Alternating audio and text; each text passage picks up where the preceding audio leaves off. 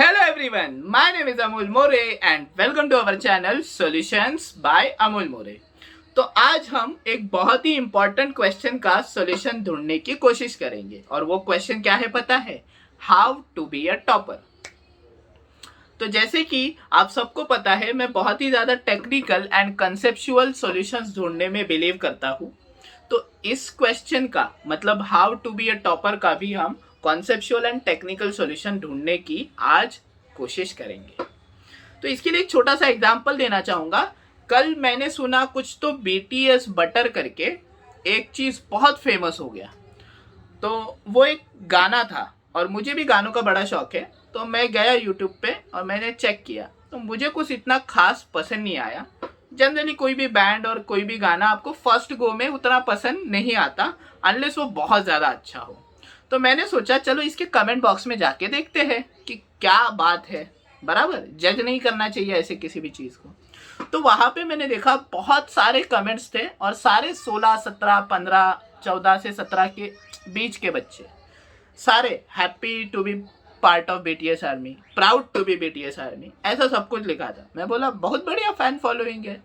फिर बहुत सारे कमेंट्स मुझे ऐसे दिखे, we are going to stream all day to make it 100 million. मैं बोला भाई ये तो बिल्कुल सही है।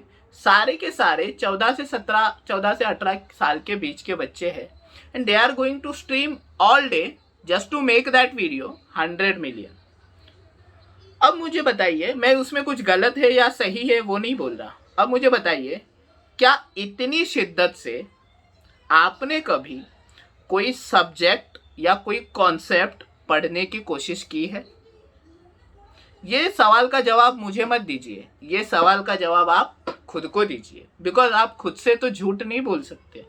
बराबर ऑलमोस्ट सबका आंसर नो रहेगा, ऑलमोस्ट सबका। अरे आपकी छोड़ो, मुझे भी पूछा जाए तो मेरा भी आंसर नो ही रहेगा। ठीक है, सबका आंसर नो रहता है। बट यही हमें सोचना है बेटा कि अगर कोई रैंडम से वीडियो को 100 मिलियन बनाने के लिए अगर मैं अपना पूरा दिन डेटा स्ट्रीम करने में लगा दूं तो उतनी ताकत, उतनी क्या बोलते हैं शिद्दत, उतना डेडिकेशन, उतना परसिवरेंस मैं अगर मेरे सब्जेक्ट या कॉन्सेप्ट में लगाऊं तो क्या से क्या हो जाएगा। वही हम नहीं करते। यही पहली चीज है in deciphering the code to be a topper. आप जो शिद्दत बाकी चीजों में लगाते हो जो कि टोटली अनप्रोडक्टिव है, किसी वीडियो को 100 मिलियन पहुंचाना इज टोटली अनप्रोडक्टिव। ये तो छोड़ो, ऐसी बहुत सारी अनप्रोडक्टिव चीजें हैं जो आजकल का जनरेशन करता है, आपको वो पता है, बताने की जरूरत नहीं। तो वो सारा ताकत, वो सारा मेहनत, वो सारा परसिवरेंस आप आपके सब्जेक्ट या टॉपिक में लगाओ, देखो आप टॉपर बनने के और करीब आ जाओगे। ठीक है, ये तो पहली चीज हो गई। दूसरा चीज और दूसरा problem that I want to address is our education system. Definitely our education system is punctured, ये सबको पता है, इसमें कुछ नया बताने की जरूरत नहीं। बट बेटा उसमें से भी टॉपर आते हैं ना बाहर, उसमें से भी कॉन्सेप्चुअल क्लैरिटी वाले ब्रिलियंट माइंड्स आते हैं ना बाहर। मैं आपको प्रॉब्लम बताता हूँ और ये प्रॉब्लम आपको भी पता है। 11th स्टैंडर्ड में सारा का सारा पोर्शन कॉलेज ने स्किप किया होता है, बराबर, और बच्चे भी वो स्किप कर देते हैं। बच्चे बोलते हैं हमारा क्या गलती, हमने स्किप कर दिया क्योंकि कॉलेज के एग्जाम में नहीं था। ये बच्चे बोलते हैं। बेटा कोई सीरियल का कोई एक सीजन खराब रहेगा, फिर भी कंटिन्यूटी मेंटेन करने के लिए आप वो सीजन देखते हो ना। तो कॉलेज की एग्जाम में वो पोर्शन नहीं आने वाला, बट आपको टीचर ने बताया रहता है कि ये 12वीं के लिए इंपॉर्टेंट है, या फिर आपको खुद को पता रहता है, तो आप वो अलग से स्टडी क्यों नहीं करते? ऐसा नहीं है कि बाकी के बच्चे पढ़ नहीं रहे, वो पढ़ रहे हैं, इसलिए तो वो टॉपर बन रहे हैं और आप वो स्किप कर रहे हो, इसलिए आप थोड़ा पीछे पड़ रहे हो। समझ रहे हो बात को?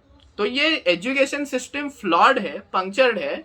उसका रीजन तो हम दे नहीं सकते कि हम टॉपर नहीं है। तो वो जो स्किप किया हुआ पोर्शन है बेटा, and this is applicable to all बच्चे इन 11th, आप वो स्किप मत करना। आज भी जब भी मैं पढ़ाने जाता हूँ, बच्चा मुझे बोलता है सर ये स्किप्ट है, सर ये स्किप्ट है, सर ये स्किप्ट है। मैं बोलता हूँ बेटा होने दो स्किप, हम पढ़ लेते हैं।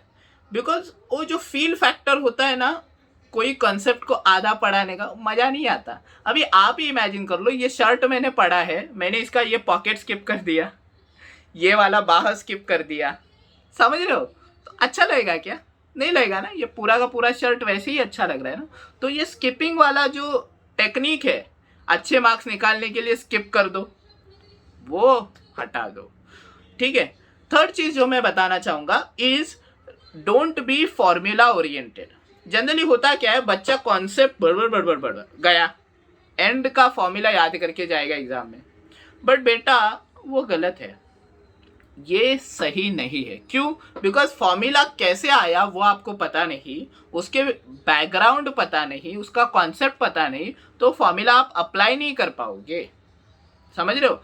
Concept is directly proportional to application. आपका कॉन्सेप्ट जितना स्ट्रांग है उतना ज़्यादा अच्छे से आप अप्लाई कर पाओगे, एंड एग्जैक्टली वही तो प्रॉब्लम होता है। कॉन्सेप्ट स्ट्रांग नहीं रहता, फॉर्मूला बाय हार्ट रहता है, तो गई भैंस पानी में हो जाती है। तो ये चीज़ कभी मत करना, कोई भी फॉर्मूला कभी भी रट्टा मत मारना। Just get to know its derivation, just get closer to the formula, understand the formula, understand the concept behind it, and then try to apply it. उसके बाद चौथी चीज जो मैं बताना चाहूंगा how to be a topper के लिए इज कि आप देखिएगा एक्सक्यूजेस देना बंद कर दो। जैसे मैंने बटर का एग्जांपल दिया, उसमें तो बच्चे ने कभी एक्सक्यूज नहीं दिया कि अरे मेरा डेटा खत्म हो गया, अभी मैं कैसे स्ट्रीम करूं। तो आप पढ़ाई के वक्त कोई भी एक्सक्यूज कभी मत देना, सर बहुत पोर्शन है, सर वो टीचर ने जो सिखाया वो समझा नहीं, सर ये पार्ट समझ नहीं रहा, सर केमिस्ट्री मुझे पसंद नहीं है, सर मैथ्स में ये पार्ट मुझे पसंद नहीं है, वो पार्ट मुझे पसंद है। बट बेटा जब ओवरऑल स्टडी करते हैं तो कुछ चीज़ें आपको पसंद रहेंगी, कुछ चीज़ें नहीं रहेंगी। तो वो एक्सक्यूजेस जो होती है ना, that are inversely proportional to success. तो एक्सक्यूजेस जितनी बढ़ेंगी उतना सक्सेस रेट, अंडरस्टैंडिंग रेट कम होते जाएगा। तो आपको ये ध्यान में रखना है कि आपको एक्सक्यूजेस कम करनी है, ठीक है। Now how to be a topper के लिए कुछ तो टेक्निकल स्टेप प्रोसीजर मुझे देना चाहिए ना, अदरवाइज ये वीडियो का कोई फायदा नहीं है। तो ये टेक्निकल स्टेप प्रोसीजर मैं बताता हूँ। कभी भी टॉपर बनने के लिए आपको वो सब्जेक्ट पहले देखना है, उसका पूरा एनालिसिस करना है कि कितने टॉपिक्स है, कौन से टॉपिक्स कॉन्सेप्ट ओरिएंटेड है, कौन से टॉपिक में एप्लीकेशन है, कौन से टॉपिक में न्यूमेरिकल्स है, और कौन से टॉपिक पे थियोरी ओरिएंटेड क्वेश्चंस है। तो जो भी थियोरी ओरिएंटेड क्वेश्चंस रहते हैं उनके लिए आपको राइटिंग प्रैक्टिस ज़रूरी होता है, और बच्चे वही नहीं करते, ठीक है, क्योंकि थियोरी भी इंपॉर्टेंट है, और अगर आप राइटिंग प्रैक्टिस नहीं करोगे तो एग्जाम में आपका स्पीड कम होगा या फिर आप ब्लैंक हो जाओगे, and that is totally surely not going to work.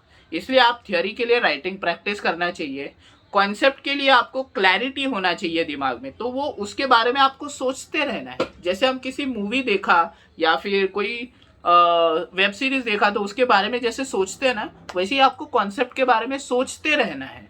और फिर आता है उसका एप्लीकेशन जो कि न्यूमेरिकल्स होता है। न्यूमेरिकल्स भी आपको अलग अलग तरीके के प्रैक्टिस करते रहने हैं, ठीक है। और सबसे इंपॉर्टेंट चीज, इस बच्चों को क्विक रिजल्ट्स चाहिए आजकल। जैसे सर 2 महीने में जेडबली कैसे क्रैक करूं, सर 2 दिन में केमिस्ट्री के एग्जाम कैसे क्रैक करूं। तो बेटा ऐसे होता नहीं। जितने भी टॉपर्स है आप उन सबको पूछ लो कि उन्होंने टॉप कैसे किया। कोई भी टॉपर आपको ऐसे नहीं बोलने वाला, अरे मैंने ना 1 हफ्ते में टॉप किया। ऐसे बोलने वाला टॉपर बेटा टॉपर बिल्कुल नहीं होता। 1 हफ्ते में कौन टॉप करता है? आपको पूरा साल अच्छे से पढ़ना पड़ता है, तब जाके बेटा आप टॉप करोगे। तो अगर आपको क्विक रिजल्ट्स चाहिए तो भूल जाओ। 2 दिन में पढ़ के, 1 हफ्ते में पढ़ के, 1 महीने में पढ़ के कोई भी टॉपर नहीं पढ़ता। आपको कंसिस्टेंटली स्टडी करते रहना चाहिए, कंसिस्टेंटली। कभी भी स्टडी में रोक नहीं आनी चाहिए। वो 1 साल आप पूरी शिद्दत से पढ़ो, जितनी भी चीज़ें मैंने बताई है वो अप्लाई करके देखो, आप टॉपर ज़रूर बन जाओगे, ठीक है। तो एक बार मैं समराइज करवा देता हूँ कि कौन सी चीज़ें इंपॉर्टेंट है टॉपर बनने के लिए। पहली चीज़, जो इंटरेस्ट आप नॉन प्रोडक्टिव चीज़ों में लगाते हो वो आप प्रोडक्टिव चीज़ों में लगाओ। प्रोडक्टिव चीज़ें हमेशा एकेडमिक नहीं होती, पहली चीज़। दूसरी, प्रोडक्टिव चीज़ें भी होती है जो नॉन एकेडमिक होती है, जिससे आपका ब्रेन शार्प होता है, तो उसमें लगा। एक्सक्यूजेस देना छोड़ दो, because excuses inversely proportional to success होता है। तीसरा चीज़, स्किप करना पोर्शन, ये भी छोड़ दो। फिर उसके बाद चौथा चीज़, be concept and application oriented. Theory का भी राइटिंग का प्रैक्टिस आपको होना चाहिए, एप्लीकेशन मतलब न्यूमेरिकल्स का प्रैक्टिस होना चाहिए, कॉन्सेप्ट के लिए, कॉन्सेप्ट क्लैरिटी के लिए आपको सोचना चाहिए। ठीक है, तो इतनी सारी चीजें हैं जिनका आपको ध्यान रखना पड़ता है टू बी अ टॉपर। तो ये सारी सब्जेक्टिव एंड टेक्निकल चीजें मैंने बता दी है how to be a topper के लिए। अगर किसी सब्जेक्ट के बारे में आपको कोई स्पेसिफिक डाउट है, स्पेशली मैथ्स, तो आप मुझे वो कमेंट सेक्शन में पूछ सकते हो। मैं ऐसे ही वीडियोस बनाते जाऊंगा अलग अलग मैथमेटिकल कॉन्सेप्ट्स पे, जिसके जवाब आपको मिलते जाएंगे। एंड आज के लिए बस इतना ही। मैंने ट्राई किया है how to be a topper का सब्जेक्टिव एंड टेक्निकल आंसर देने का। आई होप आपको ये पसंद आया रहेगा। So this is your friend Amol More saying bye bye to you.